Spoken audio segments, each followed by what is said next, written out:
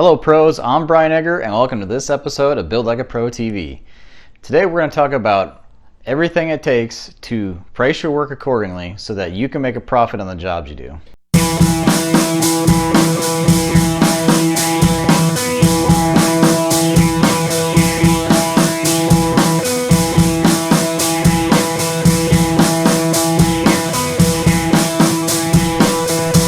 Okay, welcome back. And let's start talking about the basics of pricing your work. Now, if you're out there in the audience watching this, which I know you are, raise your hand if you think the number one reason people go out of business is because they don't have enough work. Well, you're wrong. That's not the number one reason. The number one reason is because people underprice their work. They actually lose money on the work they do.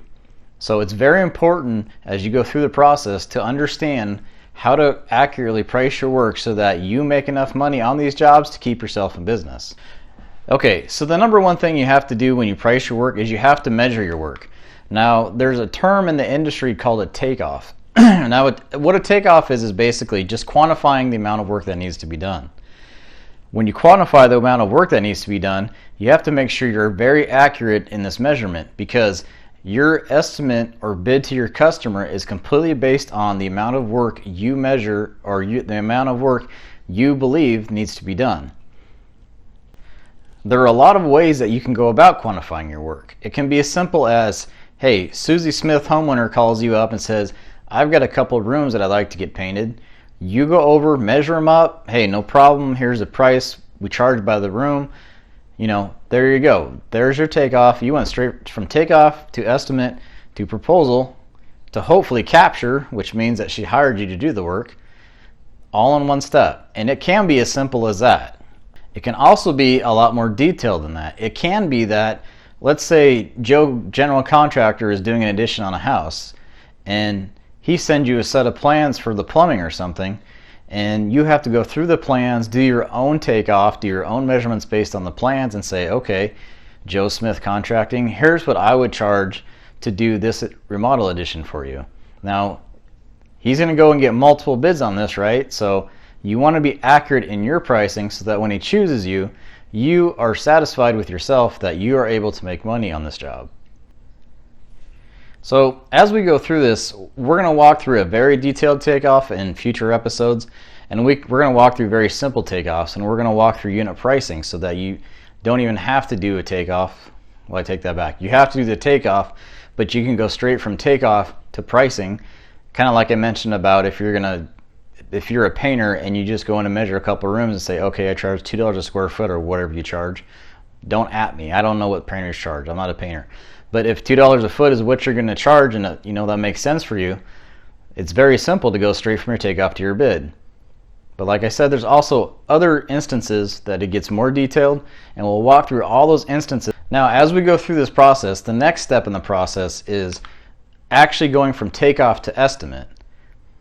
The estimate is where you take the quantities you've taken off, plug them into something like a spreadsheet, put production numbers to it or put subcontract numbers to it, put material numbers to it, put margin on it, and you end up with what's your total bid.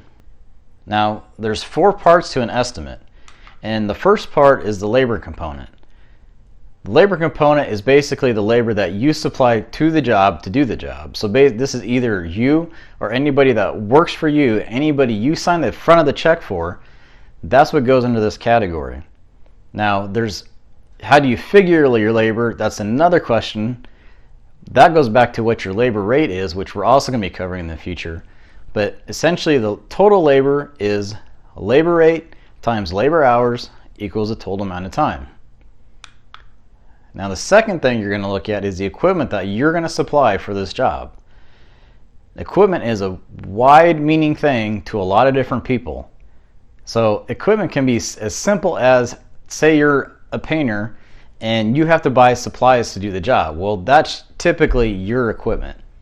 But how about you're a dirt guy and you're going to excavate a foundation for somebody, and then you're going to backfill the foundation. Well, you've got a track loader, you've got a skid loader, maybe an excavator, maybe you've got some truck time in there. That's your equipment as part of the job. And just like labor rates, equipment rates vary also. So the next component of the job is the material that you supply. This is not any of the material that your subcontractor will supply. This is the material that you supply directly. This can be something like, say you're a drywall contractor and you're going to supply the drywall. Where I'm at, it always seems like if you're a drywall guy, the guys that actually have drywall companies are only straight finishers. So they hire somebody to hang the rock for them, they supply it, then they come back and do the taping and the finishing. So in that scenario, that drywall guy is going to have a subcontractor hanging the rock. They're going to supply the material for the subcontractor to hang. They'll also supply the material for them to finish the joints, and they'll also supply the labor in the job. Okay, so another scenario might be if you're a general contractor and you supply the framing material to the framers on your job. Where I come from, the framers don't actually supply the material. The general contractor buys the material for them. They only supply the labor. So that's another material that you would be supplying to the job, that this is where it goes out in the estimate. Or say you're a plumber and you're going to set a toilet. Well, if you're supplying the toilet to the customer, that's the material on the job. You know, there's other material costs also, such as garbage haul off, or how about permits? You know, how about if there's any impact fees, stuff like that. Those go in your estimate under the material line. Now, the last thing that's part of the estimate is your subcontractors. Just like everything else, pretty much every job you're going to do is, even if you are a subcontractor, you're going to hire part of that job out to get the support help that you need to get the job done. Going back to the scenario of the drywaller. The drywaller is going to hire somebody to come hang the rock for him. He's only going to finish it. I don't know why guys who hang their rock don't have their own companies. They come out and do estimates and hire somebody to tape and finish it. I don't get how that works, but that just seems like how they do it, right? Somehow you just make a phone call and these guys that know how to hang the rock show up, and the guys that actually make the phone call don't hang the rock, they just tape the rock. So in summary, those are the 4 parts of an estimate. Some people say that you try to say there's an other category. No, there's not an other category. There's only 4 categories: labor, equipment, material. There's only 4 categories: labor, equipment, material, and subs. Now, the next step, after you quantify the amount of work done, you quantify your labor, equipment, material, and sub costs, you have to put margin on top of your bid. And let's back up a step. If you're new to this and you're doing estimates, say you're early in the process and you're just learning how to estimate work, the number one thing those people forget is to put margin on top of costs. So let's say you're a finish carpenter and you're actually out doing the work right now. You're actually out hanging the doors, putting on the trim. You've got some kid out there that's helping you. He just goes and cuts the boards for you wrong half the time. You know, the kid you hire would be labor, but the number one mistake I see is people who are just starting out pay themselves out of here. And it's fine, you can pay yourself out of here, but if you don't put the margin on the job, all you're ever going to make is this. So you're going to pay yourself, but you're not going to have any money left over to actually grow your company or have any overhead expenses. So you're never going to be able to hire a bookkeeper to take that off your plate. You're never going to be able to hire somebody to answer the phones to schedule your appointments for bids to take that off your plate. That comes from margin. So if you go labor, equipment, material, subs, add your margin, that margin on your jobs is the most critical thing you can do to make sure that you are able to grow your company. That margin is what's going to help you have money in the bank to hire overhead and to pay yourself to grow your company.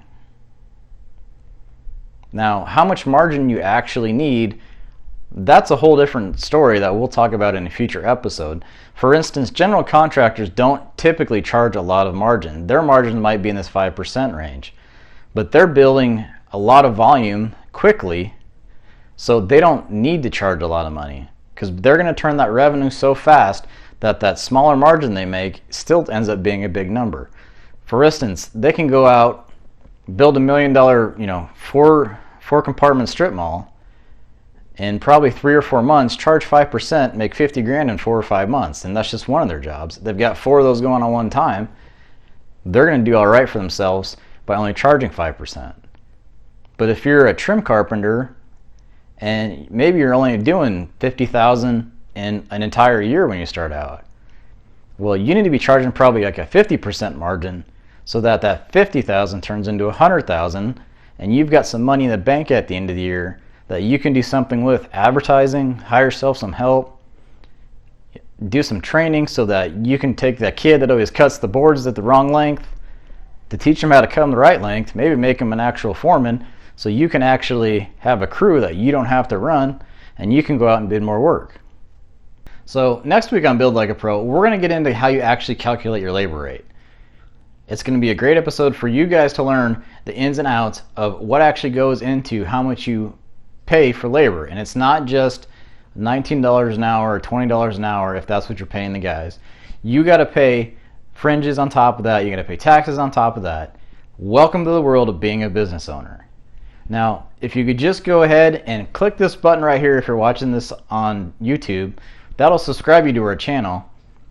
Also, check us out on Facebook, Instagram, Twitter, and LinkedIn.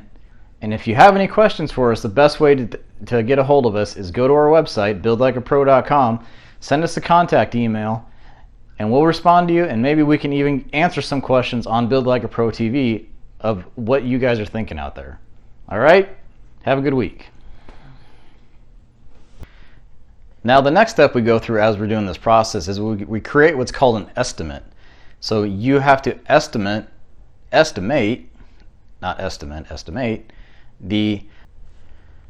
or another scenario would be if you're a general contractor and you need to supply the framing material to the framer.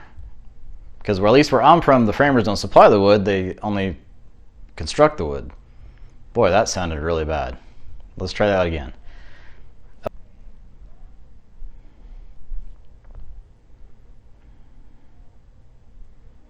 Let's start that on again.